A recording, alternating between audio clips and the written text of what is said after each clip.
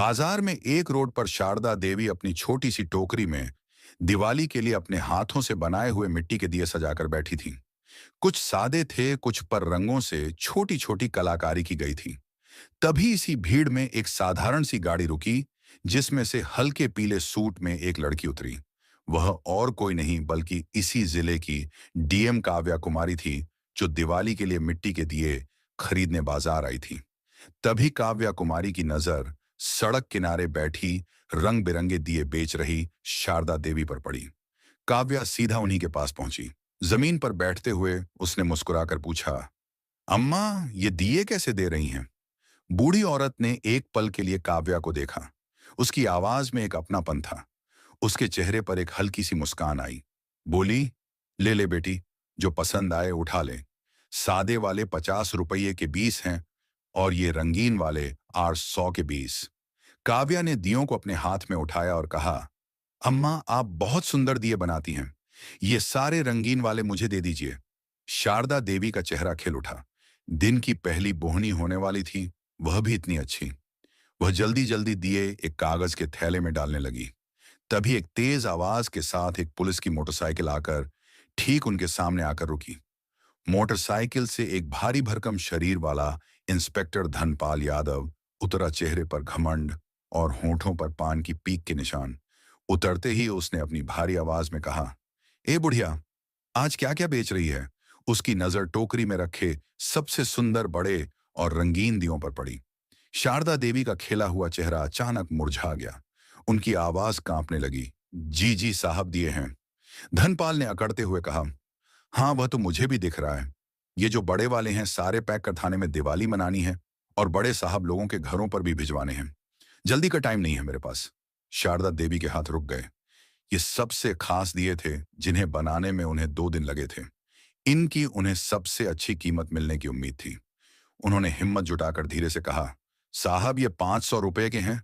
Inspector Dhanpal Yadav जोर से हंसा और बोला, पैसे? जैसे कोई बहुत मजेदार चुटकुला सुन लिया हो। पैसे तुझे मैं पैसे दूंगा। शुक्र मना कि तेरा सामान उठवा रहा हूं, वरना तेरी ये टोकरी यहीं से उठवा दूंगा तो कहीं की नहीं रहेगी। भूल गई क्या पिछली बार का हाल? शारदा देवी की आंखें भर आईं। पिछली बार धनपाल ने उनकी सब्जियों की टोकरी पलटा दी थी, सिर्फ इसलिए कि उन्होंने पैसे मांग लिए थे। उनका पूरा दिन का नुकसान हो गया था। पास बैठी काव्या ये सब देख और सुन रही थी। उसका खून खौल रहा था। एक वर्दी वाला जिसका काम लोगों की रक्षा करना है, वह एक गरीब बेबस औरत को इस तरह धमका रहा था। शारदा देवी ने कांपते हाथों से वह सारे बड़े दिए एक थैले में भरे और इंस्पेक्टर की तरफ बढ़ा दिए। इंस्पेक्टर ने थैला छीना और मोटरसाइकिल पर बैठने लगा। तभी शारदा देवी ने रोती हुई आवाज में कहा, साहब, घर में पोता बीमार है, दवा के पैसे नहीं है, आज की बोहनी भी नहीं हुई है। कुछ तो दे दीजिए साहब, भगवान आपका भला करेगा। ये सुनना था कि इंस्पेक्टर धनपाल आग बबूला हो गया। वह मोटरसाइकिल से उतरा और गुस्से में शारदा देवी की तरफ बढ़ा और गुस्से में बोला, बहुत जबान चलाने लगी है। पैसे चाहिए तुझे? रुक, मैं देता हूं तुझे पैसे। उसने आगे बढ़कर दियों से भरी टोकरी पर जोर से लात मारी। सारे मिट्टी के दिए और शारदा देवी की दिन भर की मेहनत, उनकी उम्मीदें सब एक पल में सड़क पर बिखर कर चूर चूर हो गईं। टूटे हुए दियों के टुकड़े ऐसे बिखरे थे जैसे शारदा देवी का दिल टूट कर बिखर गया हो। इंस्पेक्टर ने गरजते हुए बोला, ये हैं तेरे पैसे। अब अगर कल यहां बैठी दिखी तो सीधा हवालात में डाल दूंगा, समझी? धनपाल यादव गुर्राया और अपनी मोटरसाइकिल स्टार्ट करके तेजी से चला गया।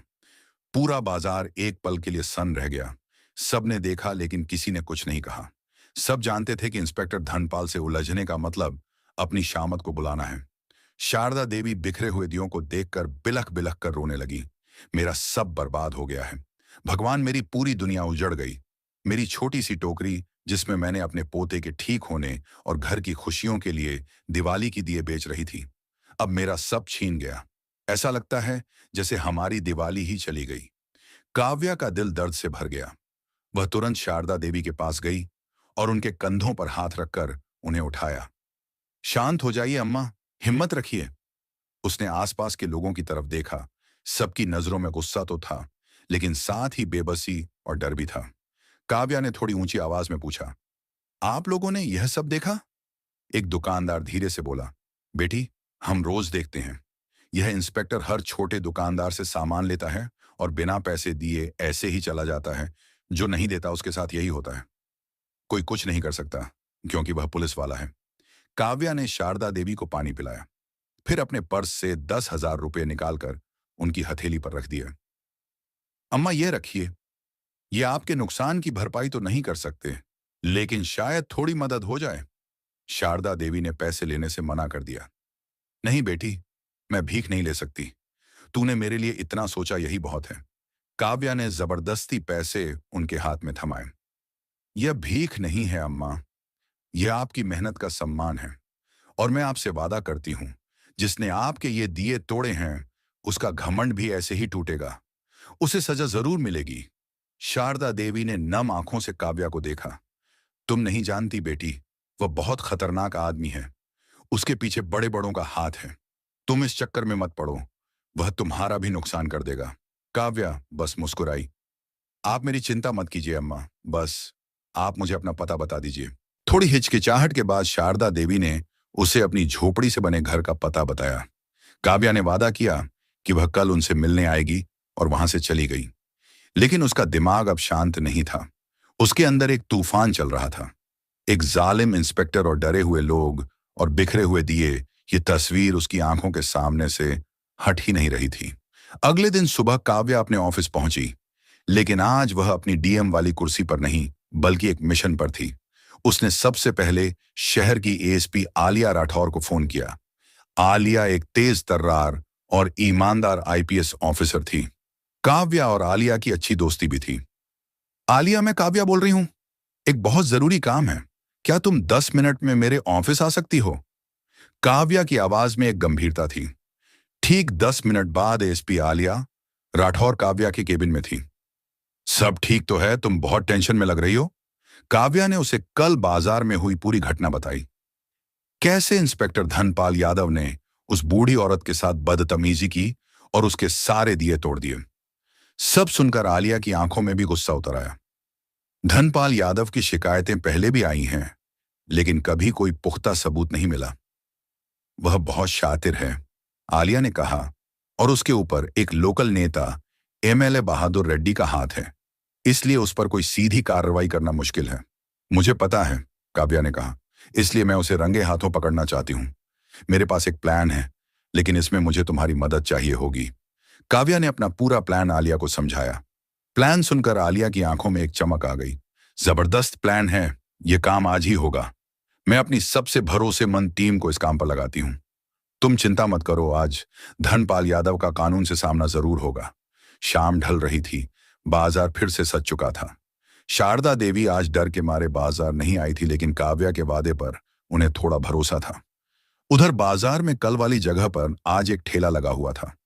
ठेले पर रंग बिरंगी छोटे बड़े पटाखे सजे थे और ठेले के पीछे एक 45 साल की औरत खड़ी थी और उसके साथ एक लड़का भी था जो ग्राहकों को सामान दिखा रहा था। ये कोई और नहीं बल्कि एसपी आलिया की टीम के 2 पुलिसकर्मी मंजू और अभिषेक थे, जो भेष बदलकर वहां मौजूद थे। बाजार में सब्जी वाले, चाय वाले और दूसरे ग्राहकों के रूप में भी कई पुलिसकर्मी फैल चुके थे। हर किसी के पास एक छिपा हुआ माइक्रो कैमरा और ईयरपीस था। काव्या और एसपी आलिया पास ही एक गाड़ी में बैठे थे, जिसमें से बाजार का हर कोना साफ दिख रहा था। उनके सामने एक लैपटॉप रखा था, जिस पर उन सभी कैमरों की लाइव फीड आ रही थी। मैडम, सब अपनी पोजीशन पर हैं। एक पुलिसकर्मी की आवाज आलिया के ईयरपीस में गूंजी। गुड, बस इंतजार करो, आलिया ने जवाब दिया। घड़ी की सुई आगे बढ़ रही थी। सबका दिल जोर जोर से धड़क रहा था। क्या धनपाल यादव आ जाएगा? क्या उनका प्लान काम करेगा? तभी दूर से वही जानी पहचानी मोटरसाइकिल की आवाज आई। काव्या धीरे से बोली, वह आ रहा है। इंस्पेक्टर धनपाल यादव अपनी उसी अकड़ के साथ आया। आज उसकी नजरें शारदा देवी को ढूंढ रही थीं। जब वह नहीं दिखी तो उसके चेहरे पर एक कुटिल मुस्कान आई। लगता है बुढ़िया डर गई, अच्छा है। उसकी नजर पटाखे वाले नए ठेले पर पड़ी। वह सीधा ठेले के पास गया और उसने रौब से पूछा, कौन हो तुम लोग और वह बुढ़िया कहाँ है जो यहां बैठती थी? भेष बदले हुए पुलिसकर्मी महिला ने कहा, साहब, हम नहीं जानते किसी बुढ़िया को। यहां जगह खाली थी तो हमने ठेले लगा लिया। बताएं साहब, क्या सेवा करें? धनपाल की नजर ठेले पर रखे महंगे बड़े पटाखे के सेट पर पड़ी। उसने हुक्म दिया, ये वाला सेट पैक कर मेरे बच्चों के लिए घर ले जाना है। अभिषेक ने कहा, जी साहब, 500 रुपये का है। धनपाल ने उसे घूर कर देखा। पैसे मुझसे पैसे मांगेगा, जानता नहीं मैं कौन हूं तुम लोगों। इस बाजार में धंधा करना है या नहीं? पुलिसकर्मी को अभिषेक ने जानबूझकर उसे उकसाना शुरू कर दिया। साहब, हम तो गरीब लोग हैं, पेट पालना होता है। आप तो बड़े अफसर हैं, आप ही रहम नहीं करेंगे तो कौन करेगा? इंस्पेक्टर धनपाल ने अक्कत धरते हुए बोला। जुबान लड़ाता है मेरे साथ। धनपाल का पारा चढ़ गया। उसने उस आदमी का कॉलर पकड़ लिया। चल निकाल, आज दिन भर में जितनी कमाई की है सब निकाल आज। तुझे मैं बताऊंगा कि पुलिस से जुबान लड़ाने का नतीजा क्या होता है। गाड़ी में बैठी काव्या ने आलिया की तरफ देखा। अब आलिया ने अपने ईयरपीस पर कमांड दिया, मूव इन नाउ। इससे पहले कि इंस्पेक्टर धनपाल कुछ समझ पाता, चारों तरफ से ग्राहक, सब्जी वाले और चाय वाले बने पुलिसकर्मियों ने उसे घेर लिया। और पड़ाके बेच रही महिला और अभिषेक बना पुलिसकर्मी दोनों अपनी असली पहचान में आ गए और इंस्पेक्टर धनपाल का हाथ पकड़कर उसे झटक दिया। हाथ नीचे कर इंस्पेक्टर धनपाल यादव हक्का बक्का रह गया। उसे अपनी आंखों पर यकीन नहीं हो रहा था। यह सब क्या हो रहा है? तुम लोग कौन हो? वह चिल्लाया। तभी गाड़ी का दरवाजा खुला और एसपी आलिया राठौर अपनी वर्दी में बाहर निकली। उनके पीछे पीछे डीएम काव्या कुमारी भी उतरी। उन्हें देखते ही धनपाल यादव के पैरों तले जमीन खिसक गई। उसका चेहरा सफेद पड़ गया। वह समझ गया कि वह बुरी तरह फंस चुका है। डीएम मैडम, एसपी मैडम, आप यहां? उसकी जबान लड़खड़ाने लगी।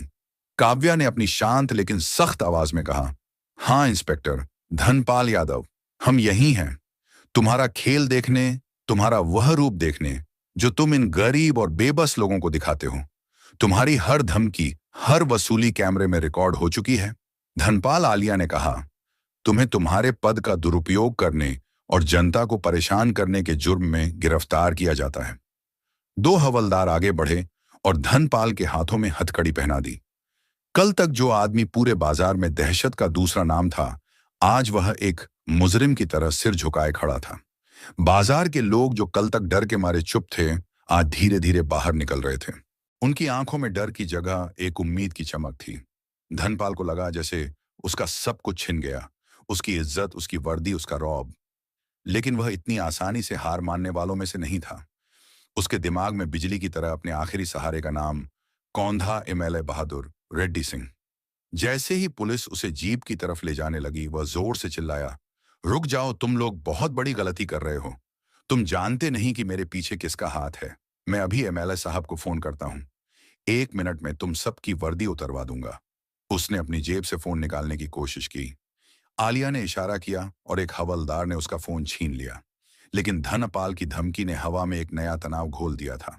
सब जानते थे कि एमएलए बहादुर रेड्डी कितना दबंग और पहुंच वाला नेता है। वह अपने आदमी को बचाने के लिए कुछ भी कर सकता है, किसी भी हद तक जा सकता है। फिर तुरंत उसी पल काव्या के हाथ में रखे फोन की घंटी बजी। स्क्रीन पर जो नाम चमक रहा था, उसे देखकर काव्या और आलिया दोनों एक पल के लिए चौंक गईं। कॉलर आईडी एमएलए बहादुर रेड्डी सिंह। काव्या ने आलिया की तरफ देखा। आलिया की आंखों में चिंता की एक लकीर थी। पूरे बाजार में एक अजीब सी खामोशी छा गई थी। उधर से एक भारी आवाज आई, डीएम साहिबा, मैं विधायक बहादुर रेड्डी बोल रहा हूं। सुना है तुमने मेरे एक आदमी इंस्पेक्टर धनपाल यादव को पकड़वा लिया है। ये क्या मजाक है? अभी उसे छोड़ दूं, वरना याद रखना, तुम्हारा यह तबादला सिर्फ जिले तक ही सीमित नहीं रहेगा। मैं जानता हूं तुम अपने तबादलों से कितना डरती हो। मैं तुम्हें तुम्हारे घर के तहखाने तक पहुंचा सकता हूं, जहां तुम अपने घर वालों के साथ रहकर अपना जीवन गुजारोगी। मेरी शक्ति का अंदाजा तुम्हें है ही नहीं। यह दिवाली का तोहफा है मेरी तरफ से। अभी उसे छोड़ दो, वरना कल की सुबह तुम्हारे लिए नहीं होगी। धनपाल यादव की शैतानी मुस्कान और गहरी हो गई। बाजार के लोग डर से सहम गए, क्योंकि वे जानते थे कि बहादुर रेड्डी की पहुंच कहां तक है। काव्या ने आंखें बंद की और अपनी सारी घबराहट को एक पल में इकट्ठा किया।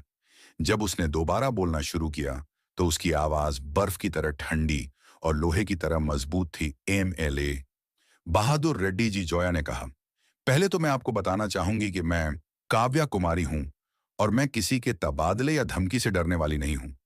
और दूसरा इंस्पेक्टर धनपाल यादव अब आपका आदमी नहीं, बल्कि कानून की हिरासत में एक अपराधी है। उसने एक गरीब बेबस बूढ़ी औरत के दिए तोड़े हैं, उसकी मेहनत को रौंदा है और जनता से अवैध वसूली की है। और मेरे पास आपके भी सारे सबूत हैं। एमएलए बहादुर रेड्डी का गुस्सा फौरन उन पर जोरदार दहाड़ा बनकर फटा। सबूत? कौन से सबूत? मैं जानता हूं, यह तुम्हारी और तुम्हारी दोस्त एसपी की कोई चाल है। तुम दोनों को मैं देख लूंगा। तुम दोनों ने मेरी इज्जत पर हाथ डाला है। तुम्हारी नौकरी खा जाऊंगा। मैं अभी मुख्यमंत्री जी को फोन कर रहा हूं। काव्या ने एक पल भी नहीं गवाया। वह जानती थी कि उसे अब पलटवार करना होगा। आप उनसे फोन जरूर कीजिए एमडेलसी साहब, लेकिन फोन करने से पहले मेरी एक बात सुन लीजिए। आपको याद है, कुछ महीने पहले आपके खिलाफ जमीन घोटाले की फाइल दबी हुई थी। एमएलए बहादुर रेड्डी की आवाज अचानक धीमी पर डेज गई। तुम क्या बकवास कर रही हो? काव्या ने कहा। मैं बकवास नहीं कर रही हूं। वह फाइल अभी भी मेरे दफ्तर के लॉकर नंबर 3 में सुरक्षित है और उसकी एक कॉपी एसपी आलिया राठौर के पास भी है। अगर इंस्पेक्टर धनपाल यादव को 24 घंटे के अंदर सस्पेंड नहीं किया गया और उस पर आईपीसी की उचित धाराएं नहीं लगाई गईं, तो वह फाइल कल सुबह 10 बजे मीडिया और विजिलेंस विभाग के पास होगी। और तब एमएलए साहब, आपकी राजनीति ही नहीं बल्कि आपकी आजादी भी खतरे में होगी। काव्या ने फोन को काट दिया और अपनी जीत पर किसी भी तरह की प्रतिक्रिया दिए बिना सीधे आलिया की तरफ देखा। इंस्पेक्टर धनपाल यादव का मुंह खुला का खुला रह गया। उसकी शैतानी मुस्कान गायब हो चुकी थी। उसे समझ आ गया था कि उसका आखिरी सहारा भी टूट गया। आलिया ने गर्व से काव्या के हाथ को थपथपाया। वेल डन काव्या, अब इसे यहां से ले चलो। पुलिस इंस्पेक्टर धनपाल यादव को जीप में बिठाकर थाने ले गई। बाजार के लोग काव्या और आलिया को देखकर तालियां बजाने लगे। डर का माहौल अब आजादी और जीत की खुशी में बदल चुका था। दिवाली के एक दिन पहले शाम को डीएम काव्या कुमारी और एसपी आलिया राठौर दोनों सादे कपड़ों में शारदा देवी की छोटी सी झोपड़ी के पास पहुंची। शारदा देवी ने उन्हें अंदर आने के लिए कहा। अंदर उनका 20 साल का पोता, जो अब थोड़ा स्वस्थ लग रहा था, अपनी टूटी हुई खाट पर लेटा था। काव्या ने मुस्कुराते हुए कहा, अम्मा, हम आपके लिए कुछ लाए हैं। ये देखिए। उन्होंने हाथ में एक बद्धा सा पैकेज बढ़ाया। इसमें नया सुंदर साधी और पोते के लिए सुंदर कपड़े और उसकी दवाइयां थीं। शारदा देवी ने पैकेट को लिया और उनकी आंखें भर आईं। तुमने तुमने मेरी सुनी बेटी, भगवान तुम्हारा भला करे। आलिया ने हंसते हुए कहा, अम्मा, हमने देखा कि आपने दिए बेचने की जगह छोड़ दी थी। अब आपको कोई परेशान नहीं करेगा। हमने उन इंस्पेक्टर को सस्पेंड कर थाने में बंद कर दिया है। अब आपको चिंता करने की कोई बात नहीं। शारदा देवी उनकी बात सुनकर बहुत खुश हुई। उनकी आंखों में आंसू थे, लेकिन ये आंसू अब खुशी और सम्मान के थे। फिर काव्या और आलिया ने झोपड़ी के आंगन में शारदा देवी के लिए रंगोली बनाई। रंगोली में नीले, गुलाबी, पीले और हरे रंग के फूलों और रंग बिरंगे गुलाल से सुंदर डिजाइन बना।